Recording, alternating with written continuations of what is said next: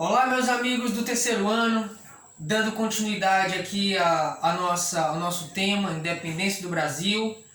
Vamos falar hoje sobre o último movimento separatista, que foi a Revolução Pernambucana de 1817, também chamada de Insurreição Pernambucana. A Revolução Pernambucana ela foi muito significativa por alguns aspectos. O primeiro aspecto interessante da Revolução Pernambucana é que ela teve adesão de alguns estados: Alagoas, Paraíba, Rio Grande do Norte e Ceará, alguns dos das principais capitanias do Nordeste.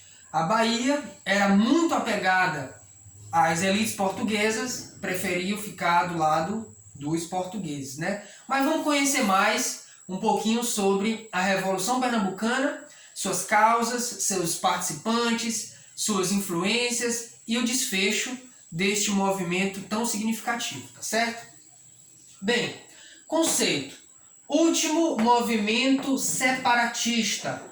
Temos alguns movimentos aí de caráter separatista. Temos a Confederação do Equador, a Inconfidência Carioca, a Inconfidência Mineira e a Inconfidência Baiana, que a gente já viu um pouquinho desses aí. Vamos aqui agora estudar as causas desta Revolução Pernambucana, também chamada de Insurreição Pernambucana de 1817.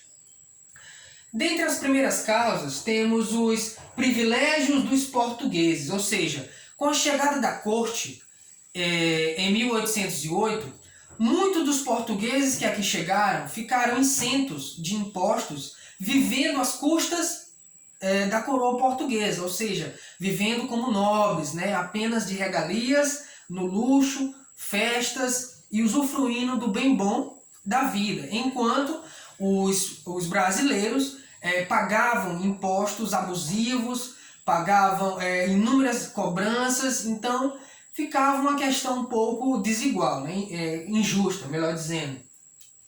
E também temos o fator principal, que foi a crise econômica e social. Essa crise econômica ela foi ocasionada pela recessão econômica. O que é a recessão econômica? É quando a economia para de crescer ou regride, ou seja, a economia não progride ou está estagnada.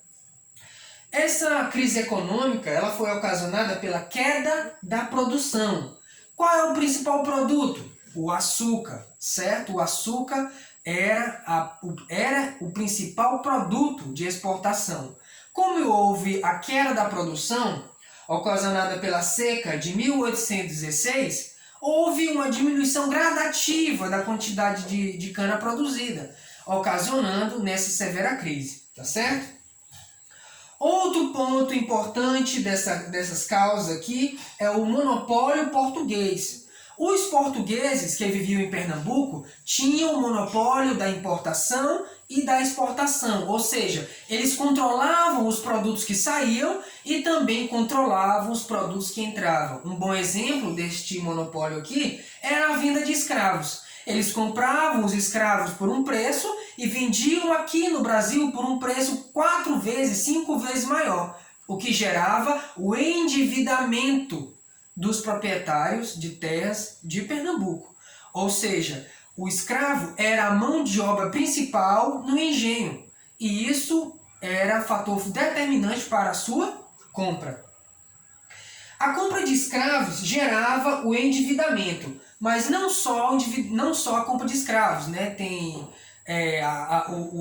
os artigos vindo da Europa, temos também alguns tecidos, algumas manufaturas, certo? E isso causava o endividamento e a dependência dos pernambucanos, o que gerava mais crise e tensão. E por último, não menos importantes, os altos impostos cobrados pela coroa. A coroa não queria nem saber se estava em crise, se estava em recessão, se estava em seca, tinha que cumprir os impostos, tinha que pagar os impostos. Então, todo esse clima, todas essas causas geravam uma grande tensão nos pernambucanos. Vamos ver agora os integrantes, ou seja, os participantes do movimento. Temos a parte mais forte, que é a aristocracia agrária, ou seja, os fazendeiros. Também temos homens livres e pobres, que diretamente ou indiretamente viviam sob as custas do fazendeiro, ou seja, viviam em sua terra, trabalhavam para ele. Como o fazendeiro estava em crise, também acabava afetando esses homens livres pobres. Também temos os membros do clero, tá certo? Esse clero é basicamente quem? Os padres, os bispos, influenciados pelas ideias iluministas. Lembrando que as ideias iluministas influenciaram a independência dos Estados Unidos, influenciaram a Conjuração Mineira e também influenciaram a Conjuração Baiana. Agora está influenciando a Revolução Pernambucana de 1817. Como eu disse anteriormente, fator interessante foi as adesões ao movimento. Alagoas entrou também no movimento, Paraíba, Rio Grande do Norte e Ceará. A Bahia ficou de fora porque a elite baiana tinha acordos econômicos com a elite portuguesa, por isso resolveu ficar do lado dos portugueses ao invés dos pernambucanos, tá certo? O movimento inicialmente teve sucesso, foi proclamado um governo provisório. Esse governo provisório ele era comandado por 5 membros, aos moldes da Revolução Francesa, e eles chegaram a construir uma lei orgânica. O que é a lei orgânica? A lei orgânica é uma forma de constituição, só que é como se fosse um esboço de uma constituição. Para isso, seria necessária a convocação de uma Assembleia Constituinte e os deputados iriam elaborar a definitiva Constituição, tá certo? Por último, ficou em aberto a questão da escravidão.